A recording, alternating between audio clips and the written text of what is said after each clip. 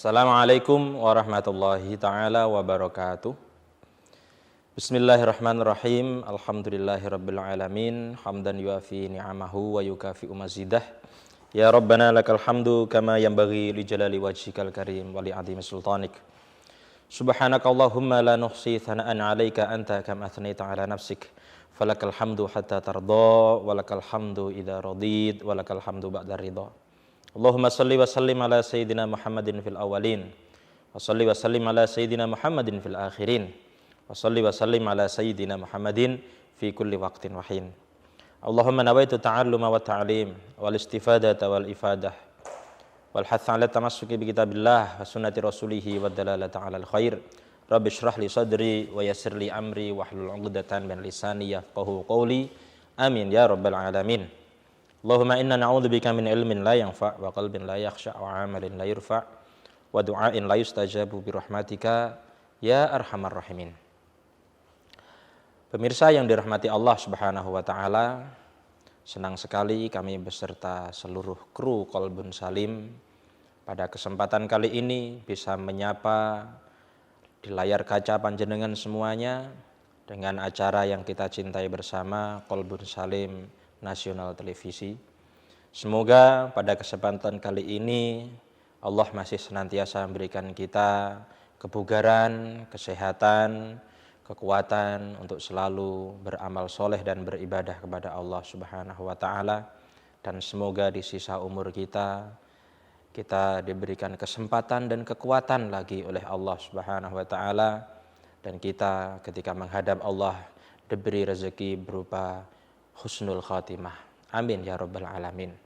Shalawat serta salam semoga tetap tercurahkan kepada junjungan kita Nabi besar, Nabi agung, Nabi Muhammad sallallahu alaihi wasallam, beserta kepada para istri beliau, kepada putra dan putri beliau, kepada anak turun beliau, kepada para sahabat, para tabi'in, tabi'in hingga akhir zaman.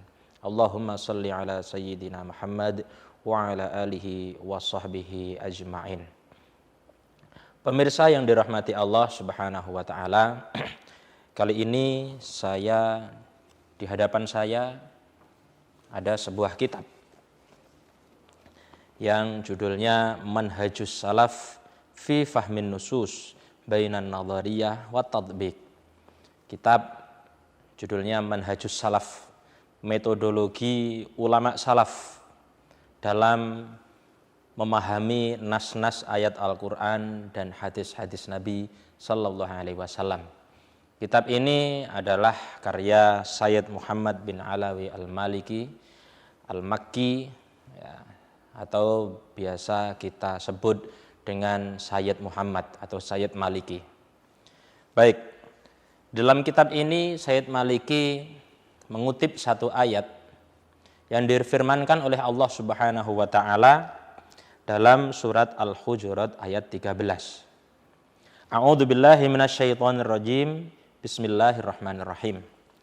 Ya ayyuhan nasu inna khalaqnakum min dzakari wa untha wa ja'alnakum syu'uban wa qabaila lita'arafu. Inna akramakum indallahi atqakum innallaha alimun khabir. Kata Allah dalam ayat ini, ya ayuhan nas, wahai manusia. Inna khalaqnakum, sesungguhnya kami Allah telah menjadikan atau menciptakanmu, wahai manusia, min dzakarin wa untha, dari seorang laki-laki dan seorang perempuan. Yang maksudnya di sini adalah Nabi Adam dan Ibunda Hawa. Semua manusia sumbernya dari satu, yaitu Ibunda Adam dan Nabi Adam dan Ibunda Hawa. Maka tidak ada ceritanya manusia itu berasal dari monyet atau dari kera. Ini tidak ada. Kalau ada yang berpendapat seperti itu, mungkin dia sendiri yang asalnya dari kera. Tapi kalau orang Islam ini wajib berpendapat bahwasanya meyakini kalau kita ini adalah anak turun dan cucunya Nabi Adam alaihissalam. Apa dalilnya? Surat Al-Hujurat ayat 13 ini. bahwa sesungguhnya Allah sudah menjelaskan kepada kita bahwasanya Allah menciptakan kita min dzakarin wa untha, dari seorang laki-laki dan seorang perempuan. Wa ja'alnakum syu'uban wa qabaila, dan kami Allah telah menjadikanmu berbangsa-bangsa dan bersuku-suku. Ya, ada bangsa Antronesia atau bangsa apa saya nggak tahu, nama-namanya banyak sekali, juga banyak suku-suku, kemudian beranak pinak, yang namanya Nabi Adam dan Ibunda Hawa kemudian punya anak turun, kemudian semakin banyak, kemudian menghuni seluruh jagat bumi ini. Dan itu menyebabkan ada bangsa-bangsa, ada kemudian suku-suku, ada suku Jawa, ada suku Osing, ada suku Tengger, ada suku Madura, ada suku Batak, dan lain sebagainya. Tetapi ketahuilah semuanya itu muaranya dari satu bapak dan satu ibu. Apa gunanya Allah menjadikan kita bersuku-suku, berbangsa-bangsa yang berbeda? Gunanya adalah li ta'arafu, supaya kita saling mengenal satu sama lain. Inna akramakum indallahi atqakum. Nah, ini ayat, potongan ayat yang mau kita bahas lebih detail di sini adalah lafadz inna akramakum indallahi atqakum. Sesungguhnya yang paling mulia di antara kalian adalah yang paling banyak takwanya. Nah, ini maksudnya bagaimana?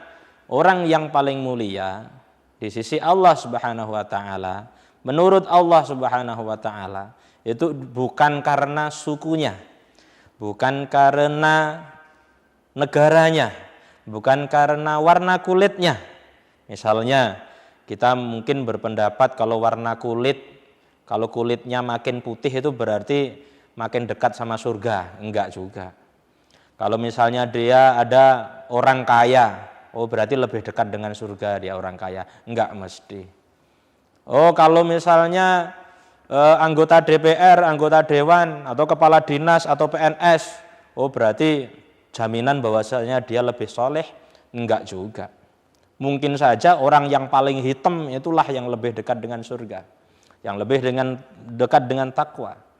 Bisa saja buruh tani, pegawai kasar, mungkin dia lebih soleh dibanding majikannya. Atau bisa saja suku yang terisolir misalnya bisa menjadi lebih mulia di hadapan Allah daripada suku mayoritas.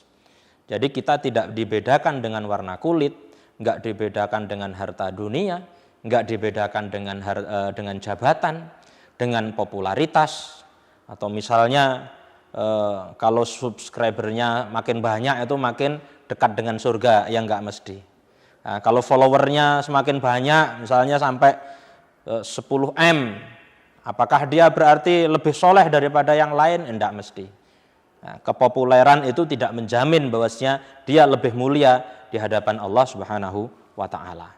Dan ayat ini pun juga ada asbabun nuzulnya. Sebab turunnya adalah gara-gara Bilal ketika Fathu Mekah. Bilal itu kan seorang muslim yang berasal dari Habasyah. Habasyah itu kalau sekarang masuk ke benua Afrika, masuk daerah Ethiopia itu Habasyah, Eritrea, Djibouti itu Habasyah. Dan di situ orangnya kan memang hitam-hitam.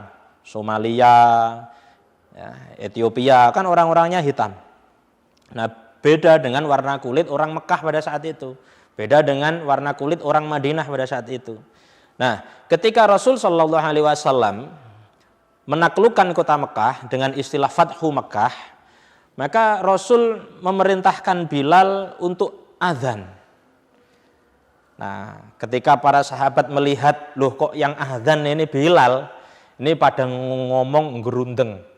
Ya, ada yang bilang, untung bapak saya sudah nggak ada umur, sehingga nggak ngelihat kejadian yang sangat memalukan ini. Ada yang bilang begitu. Ada yang bilang, kok dia yang suruh adzan sih? Apa nggak ada lain? Nggak ada orang lain apa selain si gagak hitam itu? Ya dikatain sama sahabat, ini Bilal ini gagak katanya. macam-macam. Jadi intinya diejek lah, dibully. Ini bulinya nggak main-main, ini body shaming ini, nggak boleh ini ya. Kena undang-undang kalau sekarang. Bully kok pakai body shaming, main fisik. Nah, kemudian sampailah berita itu kepada Rasul Shallallahu Alaihi Wasallam. Sebenarnya Kanjeng Nabi tidak dengar, tidak tahu peristiwa ini. Tetapi dengarnya Nabi dari malaikat Jibril malahan. Malaikat Jibril tahu ada kejadian pembulian ini. Kemudian malaikat Jibril lah yang melaporkan kepada Kanjeng Nabi Muhammad Shallallahu Alaihi Wasallam. Lalu turunlah ayat ini, inna akramakum indallahi atqakum, bahwa sesungguhnya yang paling mulia itu bukan gara-gara warna kulitnya. Yang paling ganteng terus kemungkinan lebih besar masuk surga, ya tidak mungkin. Mungkin saja yang paling ganteng, yang paling glowing misalnya, itu malah jadi intipnya neraka, ya bisa saja, bukan jaminan. Baik, pemirsa yang dirahmati Allah Subhanahu wa taala, maka ukuran satu-satunya kemuliaan di sisi Allah adalah ketakwaan dan amal solehnya. Siapapun orangnya, apapun bangsanya, sedikit apapun harta Anda, status sosial serendah apapun Anda, seketidak terkenalan Anda, asalkan Anda mau beribadah kepada Allah, berusaha menjadi orang yang benar-benar bertakwa, disitulah sebenarnya nilai utama kita, karena disitulah ada harga diri kita di hadapan Allah Subhanahu wa ta'ala. Karena Allah tidak memandang dari warna kulit, tidak memandang dari harta, tidak memandang dari apapun, kecuali memandang dari sisi besar dan kecilnya ketakwaan kita kepada Allah Subhanahu wa ta'ala. Baik pemirsa, akan kita lanjutkan pembahasan kita yang semakin asik ya, setelah pariwara yang lewat berikut ini.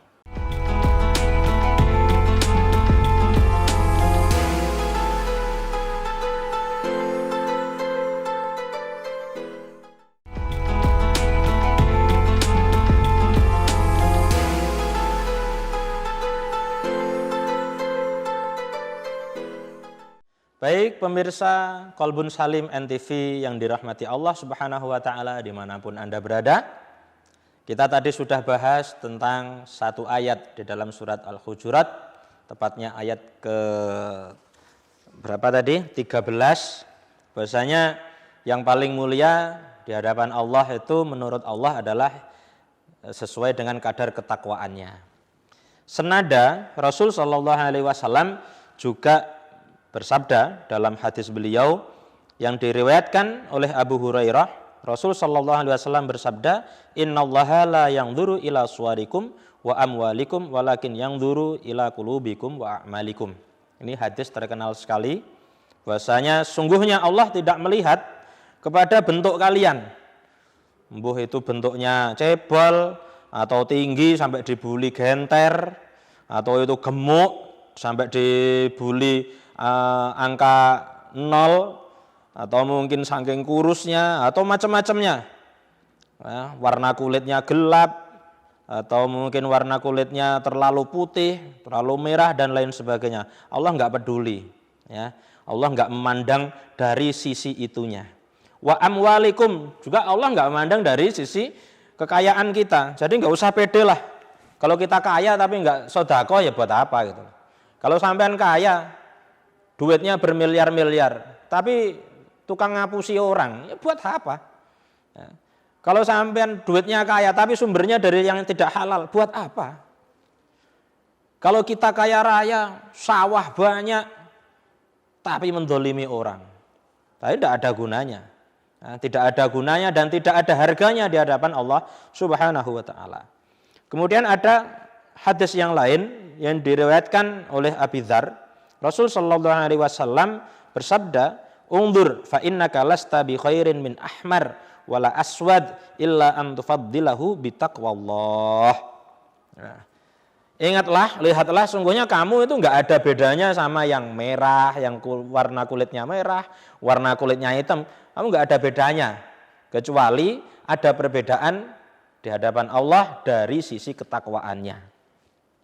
Jadi anak siapa, mau jadi anak pejabat, mau jadi anak presiden, mau jadi anaknya menteri, mau jadi anaknya pengusaha kaya raya, mau jadi anaknya bos perusahaan besar, tapi kalau enggak bertakwa juga tidak ada harganya di hadapan Allah Subhanahu wa ta'ala. Jadi enggak usah kita membanggakan diri kita, kecuali dengan bangga karena banyak amal soleh dan takwa. Kemudian para pemirsa yang dirahmati Allah Subhanahu wa ta'ala, kita yang dibanggakan ini apa sih? Ya, manusia itu semuanya tercipta dari Nabi Adam, dan Nabi Adam itu tercipta dari tanah. Sehingga iblis saja nggak mau hormat sama Nabi Adam, sujud sama Nabi Adam nggak mau. Kenapa? Karena kita ini bahan bakunya hina sekali, ya, dari tanah, dari saripati tanah. Kita ini lahir dari mana? Dari air mani. Nah, air mani itu apa? Ada harganya? Nggak ada harganya. Apa yang mau dibanggakan? Harta kita banyak, kita ini jadi orang ganteng, kemudian terkenal, followersnya sampai jutaan dan lain sebagainya. Kita semuanya ini nggak pantas berbangga-bangga kecuali dengan bangga dengan ketakwaan dan amal soleh kita. Kalau masalah yang lain nggak perlu dibanggakan, wong asalnya semua ini dari mani. Ya. Sekarang kalau misalnya bensin aja masih ada harganya. Ya, bensin eceran 1 liternya 10.000. Lah kalau misalnya sperma itu diwadahin sampai 1 liter, siapa yang mau beli? Nah, karena memang hina. Saya punya tabungan sperma misalnya 1 liter, sampai kasihkan orang melekok muntah, tidak mau, apalagi suruh beli. Jadi kita ini dengan bensin aja masih berhargaan bensin, ya, apalagi dengan api. Loh, api ini harganya mahal sekali. Korek itu berapa harganya? Nah, kalau kita enggak ada harganya sama sekali. Jadi makanya kalau kita mau berbangga-bangga, ya ingatlah kita ini asalnya dari mana. Begitu. Hadirin yang dirahmati Allah Subhanahu wa ta'ala, ayat ini kemudian disalahgunakan oleh sebagian orang untuk menghantam sebagian manusia yang lain. Yaitu apa yang dihantam? Yang dihantam adalah ahlul bait, keturunan Kanjeng Nabi Muhammad sallallahu alaihi wasallam. Jadi ada beberapa ya, saya kira tidak banyak, ada oknum-oknum di luar sana yang mengatakan keturunan Nabi meskipun Habib, meskipun Sayyid, tapi kalau nggak bisa ngaji, kalau bodoh ya nggak ada harganya. Semuanya itu kan tergantung ketakwaannya kepada Allah.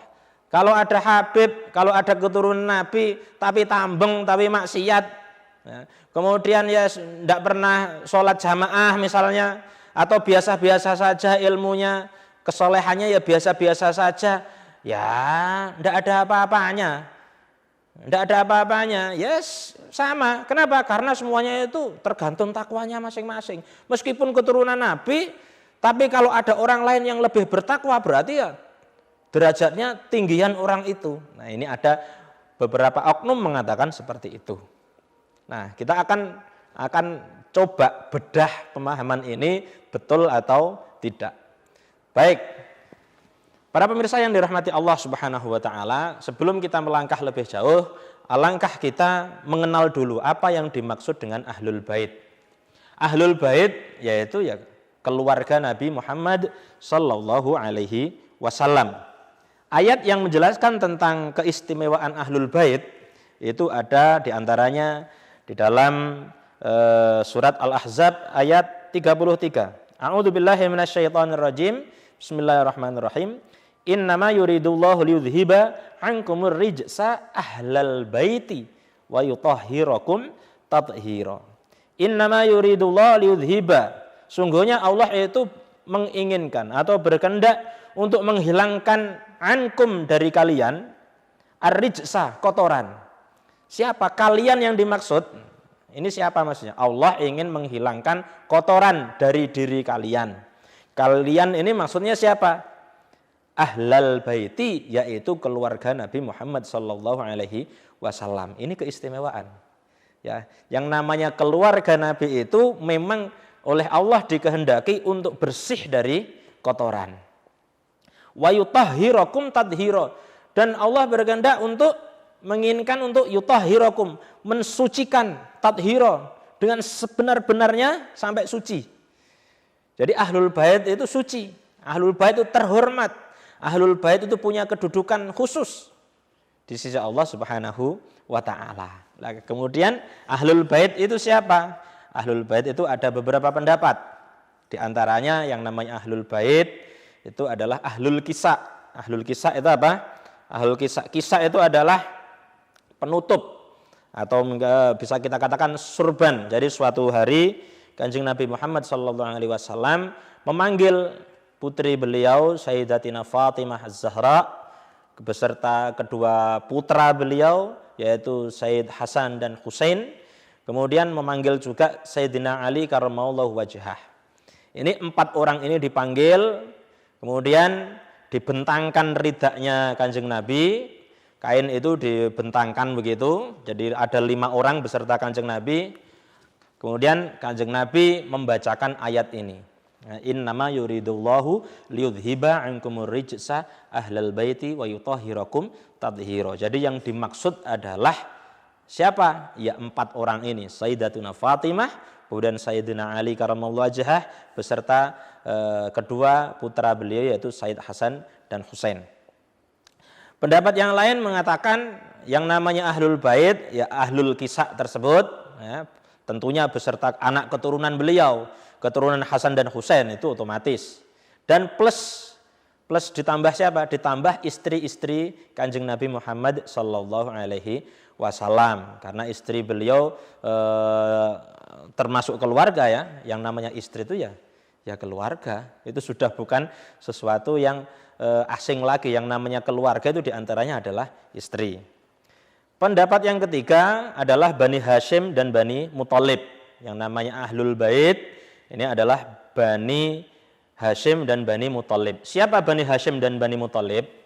Nah, sebelumnya kita runtut dulu. Nabi Muhammad itu punya ayah namanya Abdullah. Abdullah ini punya ayah namanya Abdul Muthalib. Abdul Muthalib ini punya ayah namanya Hashim, ya, Hashim. Hashim ini punya ayah namanya Abdi Manaf, ya. Kakek keberapa ini? Muhammad bin Abdullah bin Abdul Muthalib bin Hashim bin Hashim bin Abdi Manaf. Ya, Abdi Manaf ini punya anak beberapa, di antaranya putranya Abdi Manaf ini adalah Hashim dan Muthalib. Ya, ada namanya Hashim dan Muthalib. Yang namanya Sayyid Hashim ini meninggal dunia ketika istri beliau hamil. Istri beliau hamil, Sayyid Hashim ini meninggal dunia. Nah, kemudian anak tadi, singkat cerita saja, anaknya Hashim tadi diasuh oleh saudaranya Hashim, namanya Muthalib. Ya, Muthalib ini adalah orang kaya juga, sama seperti Hashim, sama-sama orang kaya, sama-sama dermawan. Jadi yang mengasuh anaknya Hashim ini adalah saudaranya Hashim, yaitu Muthalib. Nah, Muthalib ini punya kebiasaan kalau dia pergi ke satu tempat itu pulangnya pasti dia membawa budak.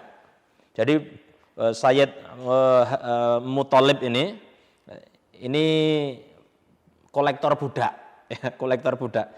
Sehingga ketika dia pergi ke daerahnya ibunya Abdul Muthalib ini, istrinya Hashim, itu ketika pergi pulangnya membawa anak kecil, dikira ini budaknya, padahal ini ponakannya. Ya, dikira orang-orang ini budaknya, padahal ponakannya. Sehingga orang-orang menjulukinya, anak kecil yang dibawa Muthalib ini sebagai budaknya, maka dijuluki Abdul Muthalib, budaknya Muthalib. Ya, sebenarnya siapa? Sebenarnya adalah ponakannya Muthalib, yaitu putranya Sayyid Hashim.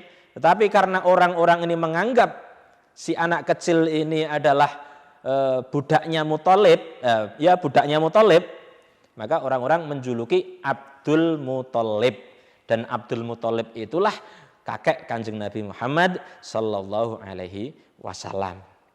Nah, dari keturunan ini, dari Hashim sama Muthalib ini yang dinamakan Ahlul Bait. Baik pemirsa yang dirahmati Allah Subhanahu wa taala, kita akan lanjutkan pembahasan kita lebih mendalam lagi setelah pariwara yang lewat berikut ini.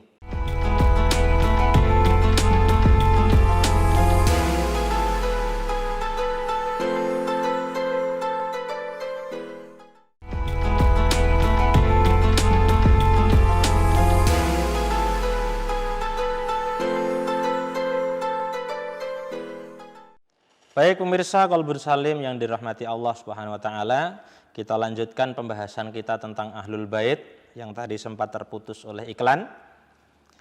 Lalu bagaimana sikap para sahabat terhadap Ahlul Bait ini? Nah, di sini ada riwayat dari Imam Hakim. Rasul sallallahu alaihi wasallam bersabda, "Walladzi nafsi biyadihi la yubghiduna ahlul bait ahadun illa adkhalahu Allahun nar." Perhatikan. Ya, dan demi zat yang jiwaku ada dalam genggamannya, pesan Nabi. Nah, coba perhatikan pesan Nabi gimana? La yubghiduna ahlul bait. Tidak seorang pun membenci kami, para ahlul bait. Ahadun, seseorang. Tidak ada seorang pun yang membenci ahlul bait illa adkhalahu Allahun nar, kecuali Allah masukkan dia ke dalam api neraka. Ini ancamannya yang dari pesan Rasul sallallahu alaihi wasallam. Jadi enggak ada satupun orang yang membenci ahlul bait, membenci para habib, membenci keturunan Rasul sallallahu alaihi wasallam, kecuali Allah masukkan ke dia ke dalam neraka. Wal a'yadu billah. Kemudian ada pesan lagi dari Rasul sallallahu alaihi wasallam dalam hadis yang lain yang diriwayatkan oleh Imam Haythami dan Abu Ya'la. Rasul sallallahu alaihi wasallam bersabda, khairukum li ahli min ba'di. Orang yang terbaik di antara kalian adalah yang paling baik sikapnya kepada keluargaku.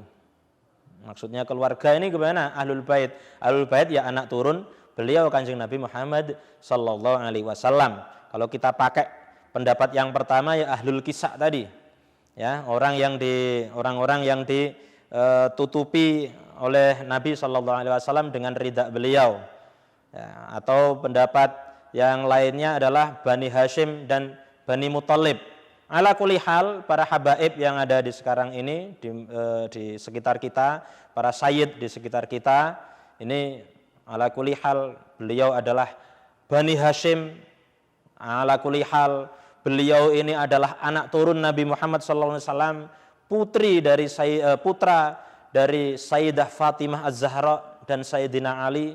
Jadi habaib yang ada di lingkungan kita ini memang benar bisa dikatakan itu ahlul bait. Ahlul bait, para habaib yang di sekitar kita, jangan sampai kita ada perasaan membenci. Ya, jangan sampai ada perasaan mangkal terus benci sama ahlul bait. Ini ancamannya Rasul sudah jelas. Ya, siapa yang membenci ahlul bait, enggak ada satupun orang yang benci terhadap ahlul bait kecuali Allah jadikan dia masuk neraka. Ya, ini bukan sesuatu yang gemen-gemen gitu. Atau pesan Rasul SAW, orang yang terbaik di antara kalian adalah yang paling baik dengan ahlul bait. Ya, itu. Ada kemudian riwayat Imam Hakim. Dan ini adalah hadis sahih. Apa kata Rasul sallallahu alaihi wasallam dalam hadis ini? Ala inna mithla ahli baiti fikum mithla safinati Nuh min qaumihi. Man raqibaha naja wa man takhallafa anha gharaq. Ahlul bait di antara kalian itu seperti kapalnya Nabi Nuh. Jadi yang mengikuti ahlul bait, manhajnya ahlul bait itu akan selamat, tetapi kalau enggak mau ikut ahlul bait maka ya enggak akan selamat. Ahlul bait ini maksudnya bagaimana? Ikut akidah, ikut manhajnya ahlul bait. Ya begitu. Jadi misalnya kalau ada Habib tapi kok agak aneh, akidahnya agak aneh, menyeleweng, misalnya jadi Syiah, jadi apa, ya jangan diikuti, ya, jangan diikuti. Madhabnya, manhajnya Ahlul Bait yang benar itu yang bagaimana, itu yang harus kita ikuti. Kalau masalah menjadi Syiah atau menyeleweng, ya itu oknum saja.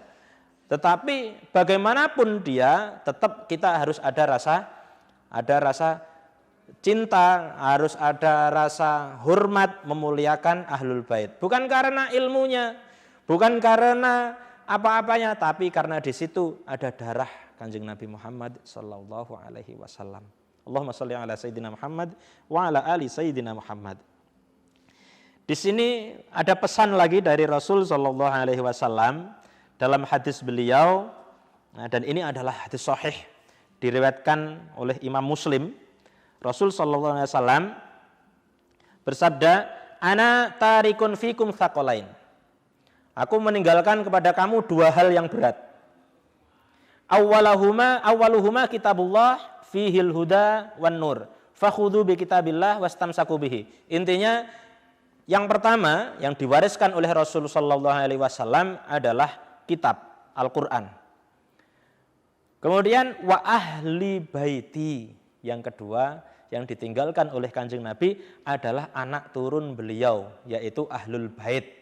Para habaib itu adalah warisan dari Kanjeng Nabi Muhammad sallallahu alaihi wasallam. Kemudian Rasul sallallahu alaihi wasallam berpesan, "Udzakirukumullahu fi ahli baiti."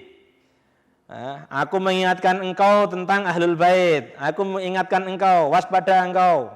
Aku ingatkan kamu tentang Ahlul Bait. Ini sampai Rasul sallallahu alaihi wasallam menyebutkan 3 kali. Aku ingatkan engkau terhadap Ahlul Bait. Nah, para pemirsa yang dirahmati Allah Subhanahu wa taala, ada hadis yang lain itu yang lebih terkenal adalah Rasul SAW mewariskan dua hal, yaitu Al-Quran dan Sunnah. Kitabullah wa sunnati Rasulih, Al-Quran dan Sunnah. Tapi di sini dalam riwayat Imam Muslim ini yang ditinggalkan oleh Nabi dua, yaitu Kitabullah dan keturunan beliau. Dan kalau dibanding-bandingkan, hadis ini lebih sahih karena ini adalah riwayatnya Imam Muslim. Ini lebih sahih daripada yang lafadz menggunakan kitabullah wa sunnati rasulih. Jadi apapun itu kita tidak bisa sangkal bahwasanya Ahlul Bait itu mempunyai kedudukan khusus, ya, di Rasul sallallahu alaihi wasallam juga di sisi Allah Subhanahu wa ta'ala. Ini pesannya Nabi untuk berbaik-baik kepada Ahlul Bait. Ayuhan nas qad taraktu fikum ma in akhadtum bihi lan tadillu kitaballah wa itrati ahli baiti. Wahai manusia, aku telah tinggalkan kepadamu, ya, kepadamu sesuatu yang kalau engkau ambil ini kamu enggak akan tersesat selama-lamanya. Apa? Kitabullah dan Ahlul Bait. Jadi akidah Ahlul Bait kalau kita ikuti pasti itu akan memuarakan kepada surganya Allah Subhanahu wa taala. Ikuti Ahlul Bait. Baik, ini adalah perintah-perintah dari Kanjeng Nabi Muhammad sallallahu alaihi wasallam bahwasanya kita ini harus berbuat baik kepada Ahlul Bait. Khairukum li ahli min ba'di. Kemudian apa pendapat para sahabat tentang Ahlul Bait? Bagaimana sikap para sahabat tentang Ahlul Bait ini? Bahkan ada riwayat dari Sayyidina Umar, ada riwayat dari Sayyidina Abu Bakar, Islamnya Khattab, kata Sayyidina Umar, Islamnya Khattab itu dengan Islamnya Khattab dengan Islamnya misalnya Abu Thalib itu lebih seneng kalau misalnya Abu Thalib ini masuk Islam. Kenapa? Karena Abu Thalib lebih dicintai oleh Nabi Shallallahu Alaihi Wasallam. Jadi cintanya para sahabat kepada Ahlul Bait bukan kepada Nabi Muhammad loh ya. Kalau pada Nabi Muhammad sudah jelas, para sahabat mencintai Nabi Muhammad lebih dari apapun. Ya, itu sudah jelas. Tapi ini cintanya sahabat kepada ahlul bait, kepada keluarga, kepada anak keturunannya Nabi Muhammad SAW juga sangat besar.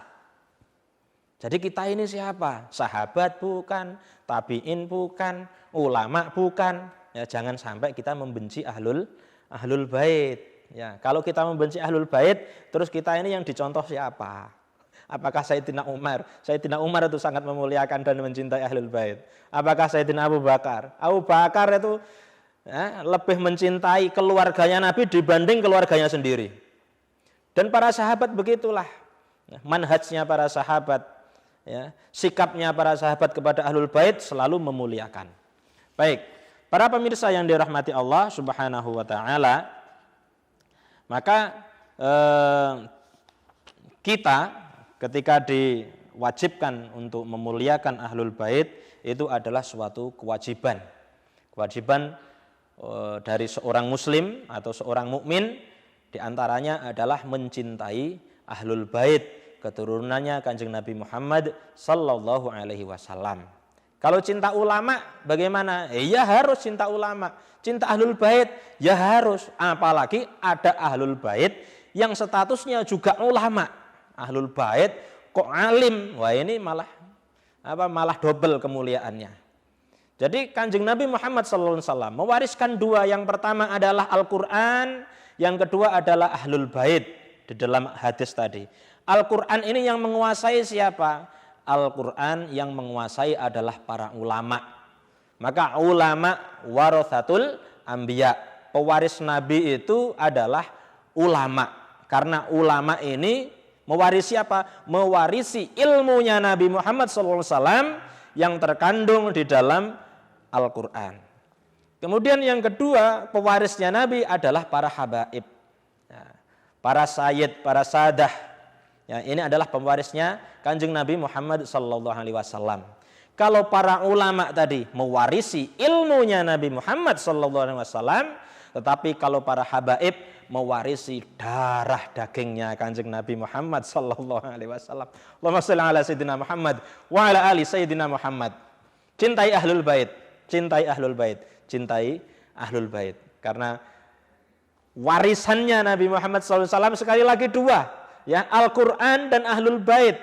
Al-Qur'an yang menguasai siapa? Ulama. Makanya ulama itu mewarisi Nabi dari segi ilmunya. Tetapi darahnya Nabi diwarisi oleh ahlul bait. Maka ahlul bait yang tidak alim pun, ahlul bait yang tidak yang solehnya hanya biasa-biasa saja mungkin, yang ilmunya hanya biasa-biasa mungkin, yang kesehariannya sederhana biasa-biasa mungkin, ya jual jamu, kadang jual minyak wangi, ya jual pakaian, baju takwa, jualan pernak-pernik seperti ini, ya orang biasa, itu tetap ahlul bait, itu punya kemuliaan, meskipun ilmunya biasa-biasa saja, meskipun kealimannya biasa-biasa saja, dia sudah cukup mulia. Dari mana? Karena dia tidak mewarisi ilmu, tapi dia mewarisi darahnya Kanjeng Nabi Muhammad sallallahu alaihi wasallam. Apalagi kalau ada ahlul bait mewarisi dua-duanya, darah ini mewarisi, ilmu mewarisi. Ikuti dan cintai apa kata mereka. Semoga kita semuanya diselamatkan oleh Allah Subhanahu wa taala dari hati yang dengki, dari hati yang benci, terutama membenci ahlul bait Nabi Muhammad sallallahu alaihi wasallam. Para pemirsa, kita akan kembali lagi setelah yang satu ini.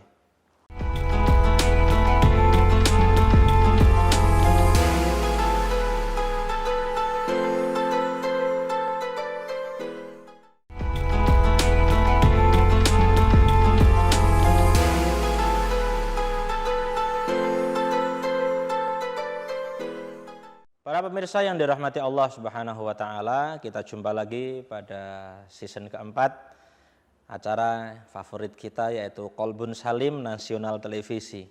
Kita masih membahas seputar ahlul bait. Jadi kewajiban kita adalah mencintai dan menghormati para habaib sebagai ahlul baitnya Nabi Muhammad sallallahu alaihi wasallam. Di sini dalam surat Asy-Syura, Allah Subhanahu wa taala berfirman, "Qul, katakanlah wahai Muhammad, la as'alukum alaihi ajra." Aku tidak meminta kepada kamu upah. bayaran. Kanjeng Nabi itu dakwah menciarkan agama Islam itu kan nggak minta bayaran ke kita kan. Nah, kita kan nggak bayar pajak terus diberikan kepada Kanjeng Nabi, diberikan kepada Ahlul Bait, kan tidak. Ya. Kanjeng Nabi itu dakwah ya murni lillahi ta'ala. Nggak minta sangu, nggak minta amplop misalnya kayak gitu ya. Nggak minta amplop kepada para sahabat, ngaji terus minta amplop, enggak. Ya. Kanjeng Nabi tidak meminta sesuatu pun. Ya. Kanjeng Nabi tidak minta bayaran, illal mawaddata bil qurba, kecuali satu yang diminta Nabi. Apa? Berbuat baik, mencintai kurba Ahlul Bait, kerabat Nabi. Jadi yang diminta Nabi itu cuma satu upahnya. Apa? Berbuat baik sama para habaib. Berbuat baik, mencintai pada Ahlul Bait. Kita enggak disuruh Nabi terus bayar pajak, enggak. Nabi enggak minta apa-apa kecuali apa? Minta satu kepada kita. Sikapnya yang baik sama Ahlul Bait. Ya. Yang sopan, yang baik, jangan benci sama Ahlul Bait. Itu yang diminta Nabi. Lah itu saja kita enggak mau, terus gimana? Apa? Dengan apa kita membalas budinya Kanjeng Nabi Muhammad sallallahu alaihi wasallam? Kanjeng Nabi enggak minta apa-apa kecuali satu itu tok. Masa kita enggak mau ngelaksanakan? Illal mawaddata fil qurbah. Kemudian ada pertanyaan mungkin begini lah.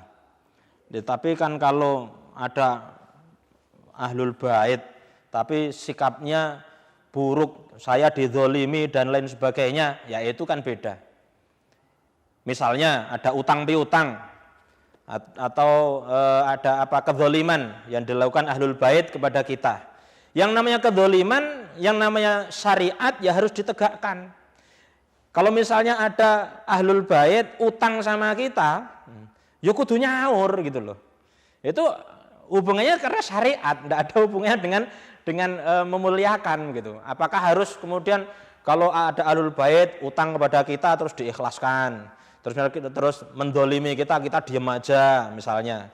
Kita dipelekoto, kita dibully, kita diam aja. Apakah begitu? Enggak, syariat tetap syariat, harus ditegakkan. Ya. Itu beda lain, beda kaplingan. Tetapi kalau masalah memuliakan ini adalah masalah sikap. Meskipun misalnya ada Ahlul Bait yang bikin sering jengkel kepada kita, sering bully kita misalnya, ya kan? Ini sikap kita harus tetap baik. Jangan sampai ada kebencian, ya. Meskipun itu berat, tapi ini kewajiban. Yang nyuruh bukan siapa-siapa. Yang nyuruh adalah Allah Subhanahu wa taala dan Kanjeng Nabi Muhammad sallallahu alaihi wasallam. Kalau masalah utang piutang atau misalnya sampai naudzubillah ya, misalnya sampai ada pembunuhan, ya boleh keluarga menuntut si pembunuh untuk dipenjara misalnya. Silahkan karena ini syariat. Tetapi yang paling penting sikap atau perasaan kita di dalam hati ini jangan sampai rasa cinta, menghormati, memuliakan itu hilang dari dada ini. Kalau hilang bisa bahaya, ancaman Allah Subhanahu wa taala neraka nanti. Itu para pemirsa yang dirahmati Allah Subhanahu wa taala. Terus bagaimana dengan ayat yang tadi inna akramakum indallahi atqakum? Kalau misalnya ada Ahlul Bait tapi solehnya kan biasa-biasa saja, bahkan mungkin ada yang nakal mungkin. Kan berarti enggak mulia di sisi Allah Subhanahu wa taala. Ya kan? Tidak mulia di sisi Allah. Ada para Ahlul Bait misalnya nakal. Terus ada satu si fulan, ini alim, rajin ibadah, soleh dan lain sebagainya. Berarti ini lebih mulia daripada ini. Mulia dan tidak mulia itu bukan urusan kita. Mulia dan tidak mulia itu Allah sendiri yang tahu. Jangan suka membanding-bandingkan. Apakah kita pikir yang ngomong di sampan tonton di depan ini adalah lebih mulia daripada yang di rumah? Ya enggak mesti. Ini urusan Allah Subhanahu wa taala. Apakah kalau pakai udeng misalnya putih, ya, yang gedenya sampai segede ban Vespa misalnya, apakah itu lebih mulia di sisi Allah? Enggak, itu cuma penampilan. Mulia itu dari ketakwaan. Takwa itu artinya adalah rasa takut. Rasa takut itu tempatnya di hati. Maka siapa yang lebih mulia, siapa yang lebih bertakwa, yang tahu ya hanya Allah Subhanahu wa taala. Bukan urusan kita terus membanding-bandingkan. Urusan kita ini melaksanakan kewajiban. Yang penting Allah wajibkan kita untuk mencintai Ahlul Bait, ya mencintai sudah. Enggak usah dibanding-bandingkan. Ya, kayak begitu. Memangnya kita ini Tuhan apa? Kemudian membanding-bandingkan, oh kayak sama kayak, oh itu lebih mulia, maka lebih saya hormati. Loh bukan. Ya. Kita enggak boleh kayak gitu. Oh ini pakai gamis terus, ini lebih soleh, dan ini kok enggak pakai gamis misalnya, sholat pakai celana, maka saya lebih memuliakan yang pakai gamis ini karena dia lebih bertakwa. Enggak, ya itu yang menilai adalah Allah, bukan kita. Inna akramakum indallahi atqakum, yang menilai ketakwaan itu Allah sendiri. Lah kita nggak usah menilai orang lain. Kita ini bukan suruh menilai orang lain, tapi kita ini disuruh untuk melaksanakan kewajiban dan menghindarkan diri kita dari segala yang haram. Itu cukup sudah. Jadi kita nggak usah membanding-bandingkan Habib dengan non Habib. Ini lebih mulia mana, lebih takwa mana, karena itu urusan Allah. Kita ini urusannya menghormati, memuliakan. Kalau disuruh memuliakan, ya memuliakan. Kita nggak usah banding-bandingkan puasa dengan sholat. Ini banyakan mana pahalanya, itu urusan Allah. Ya kita ini ya wajib sholat, ya wajib puasa, gitu aja. Kan ngoten. Nah, para pemirsa yang dirahmati Allah Subhanahu wa taala. Nah, cinta kepada Ahlul Bait ini sudah mendarah daging pada diri sahabat, para tabi'in dan orang-orang setelahnya. Madhab dan manhaj Ahlus Sunnah wal Jamaah adalah mencintai Ahlul Bait. Manhaj Ahlus Sunnah wal Jamaah adalah memuliakan Ahlul Bait. Kalau ada yang mengaku mengklaim dirinya sebagai Ahlus Sunnah wal Jamaah tetapi benci terhadap Ahlul Bait, maka Ahlus Sunnah wal Jamaah mungkin Ahlus Sunnah wal Jamaah yang kaleng-kaleng mungkin, atau mungkin yang KW, bukan yang ori.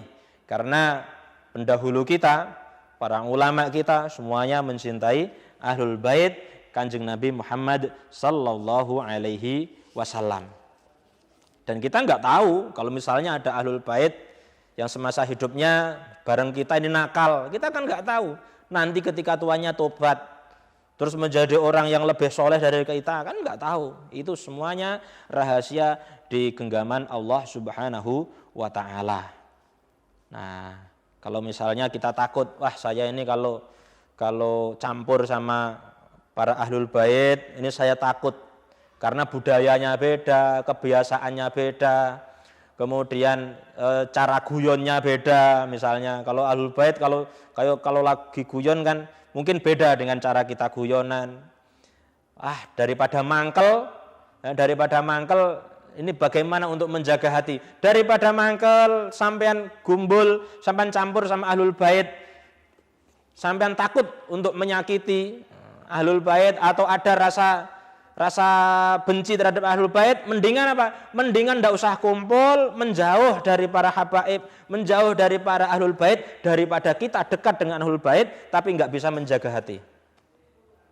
Ya, lebih baik tidak campur sama Ahlul Bait karena mungkin beda budaya, beda sikap dan lain sebagainya, menjauh lebih baik ya, daripada setiap hari kumpul misalnya tapi tidak bisa menjaga hati. Nah, intinya apa? Kalau tidak bisa mencintai Ahlul Bait, paling tidak jangan sampai benci. Kalau tidak bisa memuliakan Ahlul Bait, paling tidak jangan sampai kurang ajar. Kalau kita tidak bisa membuat setan menangis, paling tidak jangan sampai membuat setan tertawa. Semoga kita semuanya diselamatkan oleh Allah Subhanahu wa taala, dijadikan oleh Allah taala orang-orang yang mencintai Nabi Muhammad sallallahu alaihi wasallam lebih dari segala-galanya, mencintai keluarga Nabi Muhammad sallallahu alaihi wasallam, mencintai Ahlul Bait, mencintai para habaib, dan semoga kita semuanya digolongkan dan dicatat oleh Allah Subhanahu wa taala sebagai orang-orang yang termasuk di dalam catatan orang yang mendapat syafaat Kanjeng Nabi Muhammad sallallahu alaihi wasallam. Semoga kita semuanya bisa berkumpul dengan Nabi Muhammad dan para Ahlul Bait di surganya Allah Subhanahu wa taala. dan semoga di sisa umur ini kita bisa menjalani dengan amal baik, kita hiasi dengan ketakwaan, dan semoga kita menghadap Allah meninggal nanti dengan keadaan husnul khatimah. Amin, amin, amin, ya rabbal alamin.